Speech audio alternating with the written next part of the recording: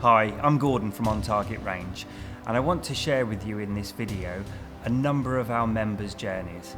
These individuals may have possible disabilities, physical, they may have learning difficulties, and I want you to understand and see the journey that they have made whilst shooting target rifle and target pistol.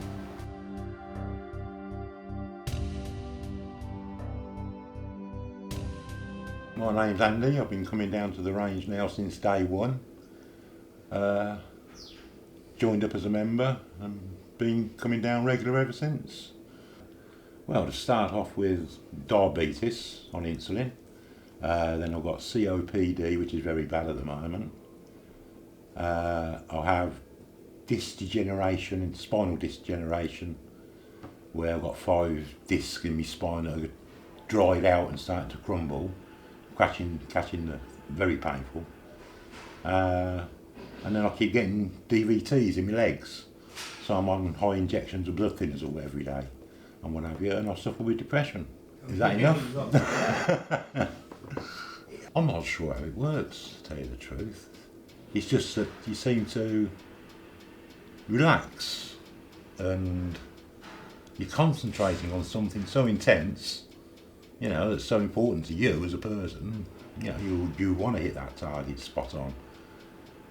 It just takes, instead of sitting there, nothing on your mind, you're concentrating so much on what you're doing, it seems to brush away the nerves and whatever. Maybe even helps with the pain as well. I don't know. You know, I used to like going fishing, but that became too much for me in the end, so I had to give that up. But shooting is, I don't know, I'm not sure how to explain it. I mean, with the depression, it's helped enormously, absolutely enormously. I've cut down on antidepressants and everything, and what have you. Concentration, which takes your mind off you being depressed anyway. You're meeting like your best friends. People keep coming in and out all the time, and you're chatting away. You know, you chat a 20-minute chat here, you're going to have a shoot, 20-minute chat. So the depression that has helped enormously. That's the biggest thing that it's helped with, is my depression. You know, I've gotten right down to black areas before now, but I don't think I've ever sunk that low since I've been coming shooting. Well, when I first met Andy was some time ago now, probably in the early days of the range, putting the range together. And Andy would come in and he would take a couple of cups of hot strong coffee, which would then set him up for the next hour. He could then be confident that he's got the focus, the awareness and the concentration for the next hours of shooting. And then he'd come out of the range and at that point I found him before rolling a cigarette and literally just fell asleep. Cigarette still in his hand, fast asleep. It takes over him that much. He's got so much drugs and medication to take that they're controlling his life. He has to work around it. And I know Tango as well, fizzy tango, I suppose that's the sugar that gives you the sugar rush and the energy, I suppose. So the tango energy to get him through that point. But yeah, it's incredible. It's incredible how he copes with it and how he works around all this medication and produces results. We have a tiny bell in the back of the range, a tiny hole on the back. Yeah, and Andy gives us a headache with ding ding. It's like the fire engine's coming when Andy's shooting, and how he has to deal with all of this to give him enough to concentrate for that hour to get relaxation and good enjoyment. It makes a big difference to my daily life. Otherwise, I'm just sitting at home. You know, I'm in pain, I can't get out, so I can't come down here. Otherwise, you're just depressed and what have you. But coming down to the range is my escape. All of the staff here on Target have fallen in love with Terry. Terry is such a lovely man. Unfortunately, I have to report that Terry has deteriorated to the point where he's no longer able to attend the range, and indeed he's being looked after at a care facility and visited daily by his wife. We will meet his wife as part of this video and have her insight as to his feelings about coming to the range prior to him having to be permanently within this residential care home. My name's Hazel Morley. My husband Terry has been diagnosed with vascular dementia 12 years ago now. He had always been interested in shooting, had a handgun, air pistol, was in the Royal Air Force, so he'd had some basic training. And he kept it as a hobby for many, many years and thoroughly enjoyed it. Once his dementia had been diagnosed, there was a problem, and that I felt I needed to keep him safe. In the early days, vascular dementia shows in many ways, but the person concerned does not have any insight as to their restrictions or their limitations. So persuading him that perhaps it wasn't a good idea to go to a big club outside where it's unstructured, unmonitored, was perhaps unsafe, was a real problem. He kept jamming the gun, he'd used the wrong size pellets, he wouldn't remember where the toilet was, and all these sorts of things were happening. So at that point I said, right, well, it's too far to go where we normally go. I'm fed up with not being able to go because it's foggy, it's cold, and I have to sit around and I'm uncomfortable. I can't see where you are, I can't see what you're doing. And lo and behold, in the local paper there was an article about this wonderful place that was going to open that was indoors. So we went over and he went in, and I let him go in on his own to begin with, and then I followed.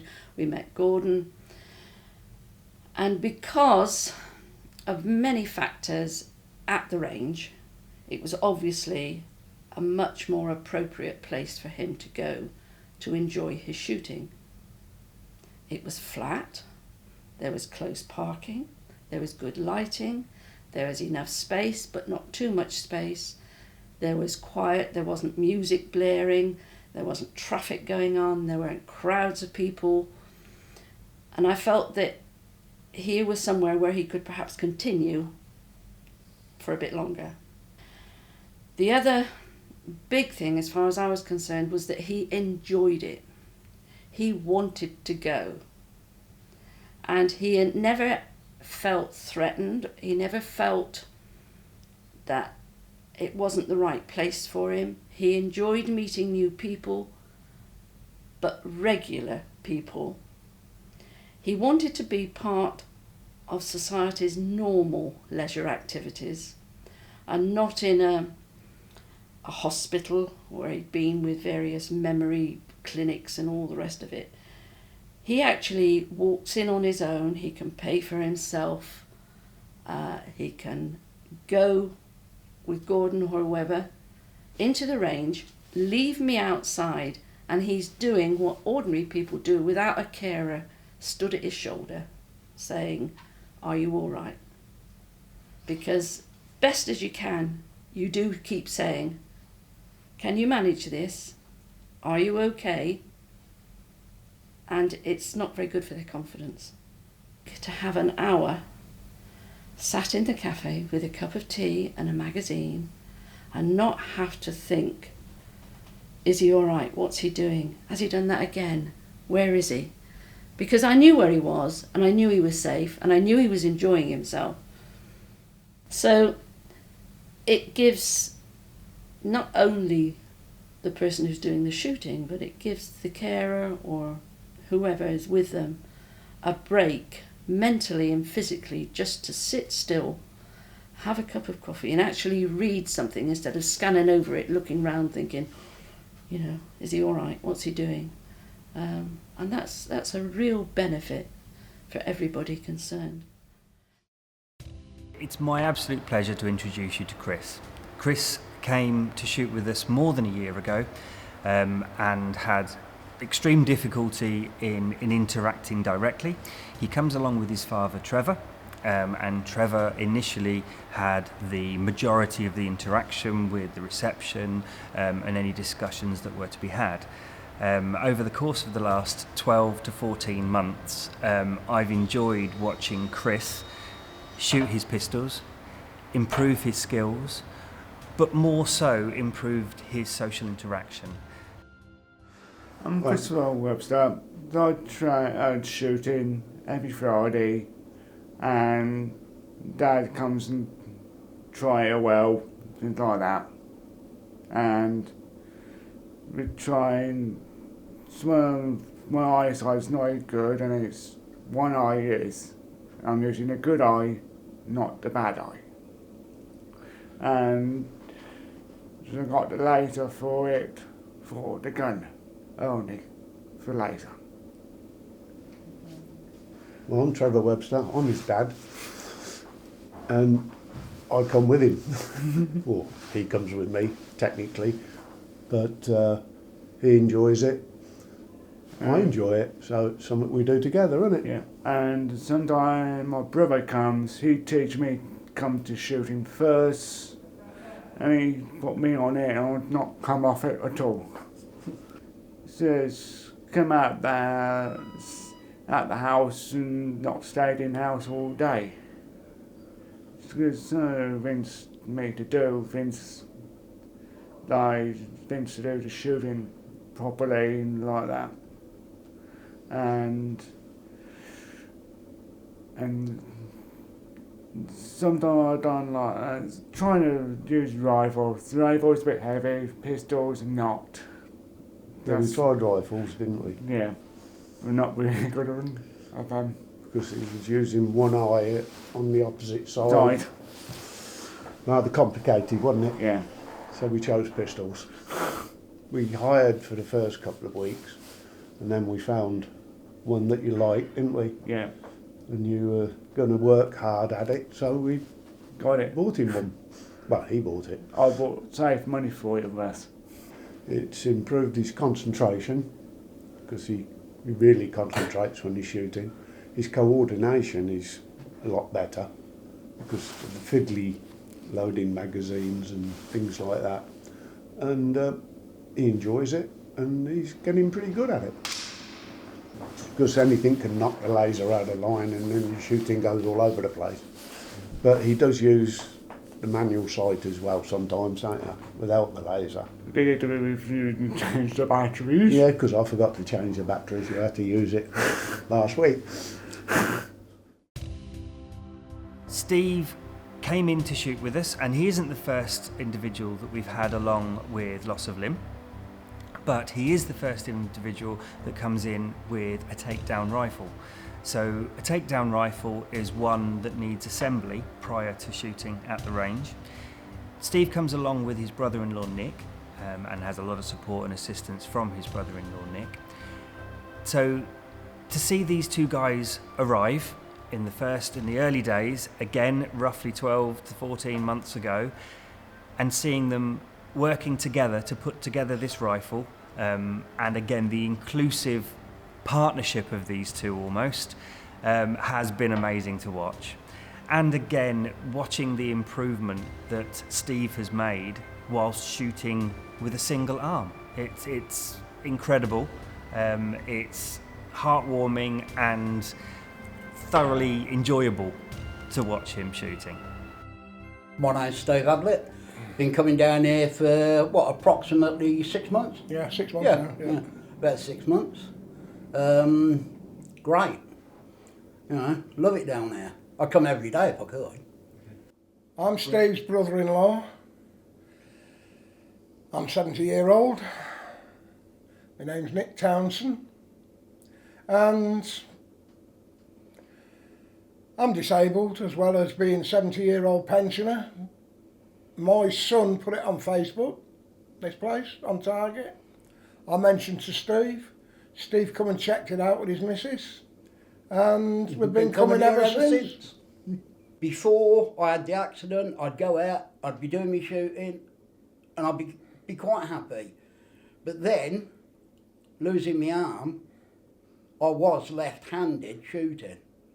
So I've had to adapt now from left-handed to right-handed to do shooting. And it's a big change, you know, shooting. And, you know, it's took me the last 6 months to start hitting the target where I want it to go. Just brother-in-laws. We're just brother-in-laws. Now we're more brothers than brother-in-laws. You know, we see each other every week now. We come every Thursday. God, cut your hands off and you wouldn't be able to speak, would I know I wouldn't. No. You're only jealous because I've got two to work. No, I suppose you've got a point there. Well, it's all right, Stumpy. You can move that about. Flap my flag about. Exactly. I had BSA R10, like one of the new BSA ones out, but it was physically too heavy for me to use. So I had to get something a lot lighter, and that's what I done. Changed the gun over to something a lot lighter that I was able to hold with one hand if I needed to. But what I've done now, I've put a bipod on the gun, so at least then I can pop the legs down and I've just got the one arm to use then. He's always got me there with him anyway, so I just change his targets for him. 'Cause I can't do it. That's all I do for him. But I do make him load his own magazines. Yeah. I've got to have a bit of time to shoot myself. I'm going to get them to put a rod rest end on the end of his prosthetic like that, so he can just flop. He doesn't need his bipod then, you see, for shooting. Well, I've always met people in here you can speak to, customers I mean, you can speak to and have a laugh with. And we're always having a bloody laugh. Yeah, definitely, yeah. You got to. Yeah. Oh, without a doubt. That's what life's all about, isn't it?